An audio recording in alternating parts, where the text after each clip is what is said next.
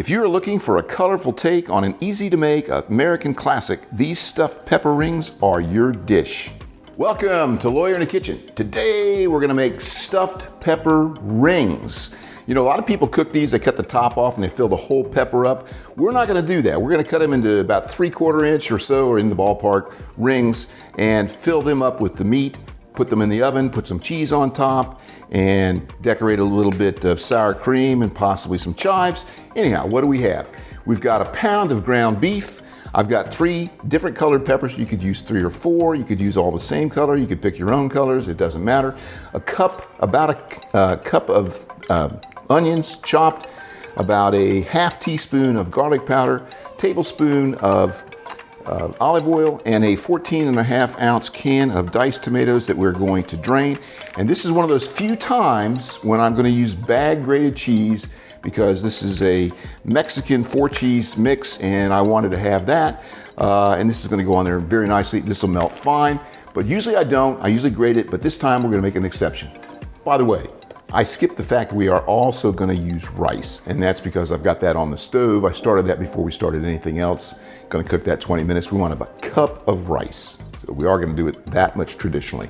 The untraditional part of this, honestly, is the cutting of the peppers into rings.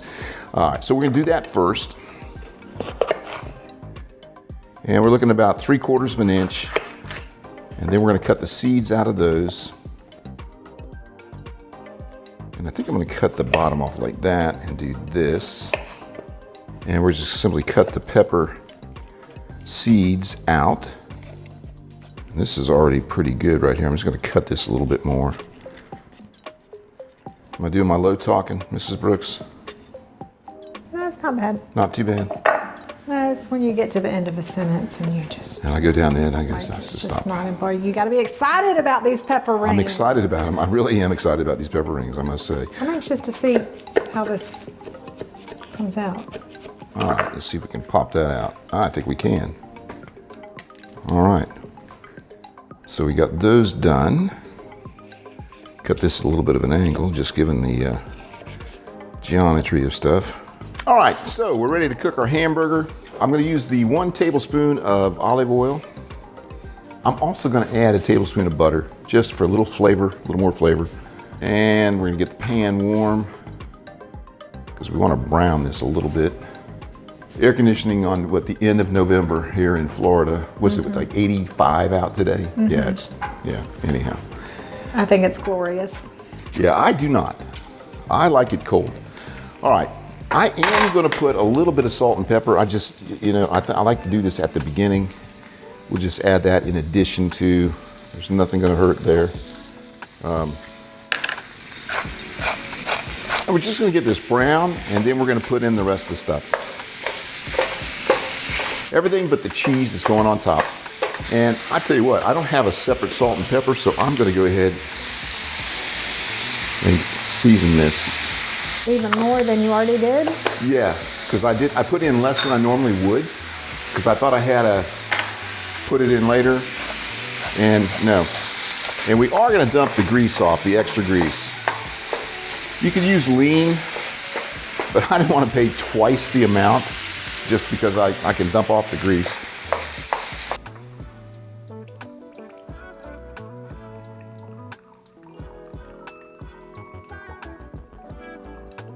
And save a little bit because we still have to cook some other stuff. All right, so we got that off of there.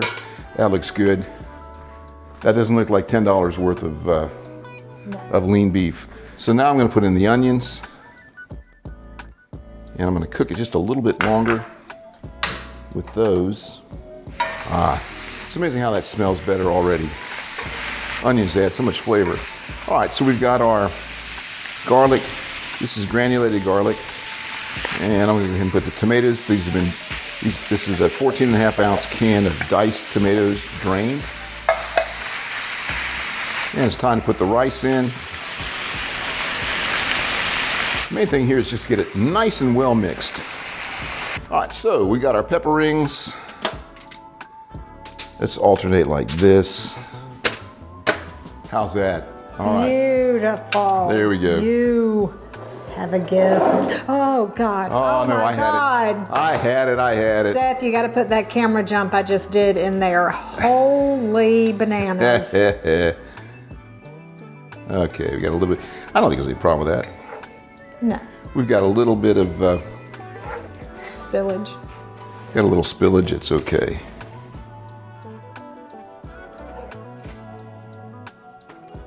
You could use a smaller spoon to take more time and have less of a mess, but I say go for it. All right, I'm gonna smush it down a little bit. This one could use a little more. That yellow one needs some. Well, we used it all. That worked out.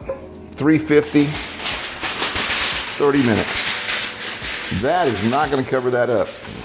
This will cover it up. No, it won't. That's smaller than the one you... It's not. That is smaller than the one you had. All right, how much is the bet? What's the bet? $5. Okay, $5. Corner to corner. Right on That would be it. $5. I don't owe you $5. Huh? Do I owe you $5? You owe me $5. Dang it. You lost that. Barely. You know. It's still...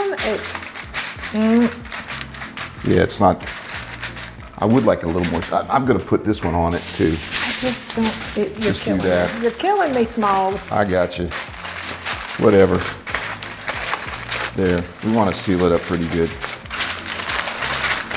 We want to steam those. All right. 350, 30 minutes. We'll come back and put the cheese on it. All right. Set the clock.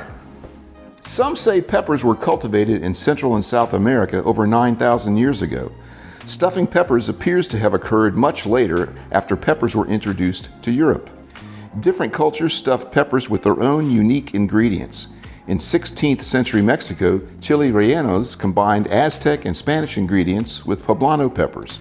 In Turkey, they were stuffed with rice and nuts.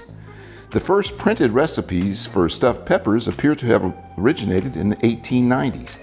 In America, the dish is usually made with bell peppers stuffed with ground beef, rice, tomatoes, and a bit of cheese.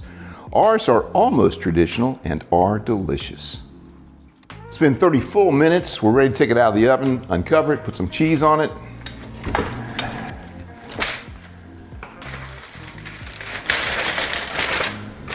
Ooh, that's steamy. Oh, look at those. Look at those. All right. So, I think these are going to be good. They smell good. They do. They smell really good. All right, so we're going to put some cheese on them.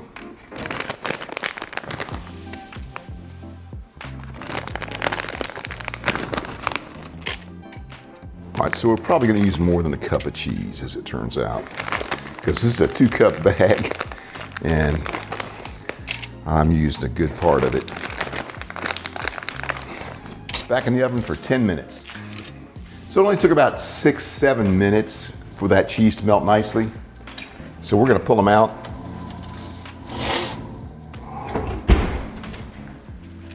Look at that. I think they look good. Now, I'm going to let you put them on the plate because that is not my thing. I think they should, oh yeah, they're going to come up easily. See, that's not, it's just positioning them. That's what I'm not good at.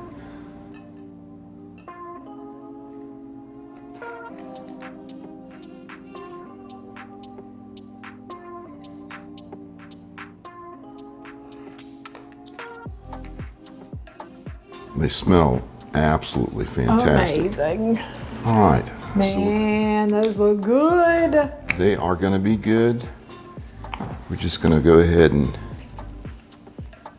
hit those. Baby, you're digging the... Yeah, I see that now.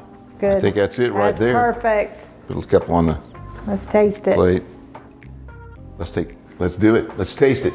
Let's cut one of these up a little bit. Turn this way. It's not going to take much. Oh yeah, these are tender. All right. That's gotta be one of the best things I've ever made. Really? I'm sure. I can't wait for you to taste this. I want to taste it. Let me cut you a bite. Let me cut me a bite. Here, cut you your own bite. I'm telling you, you're gonna like this.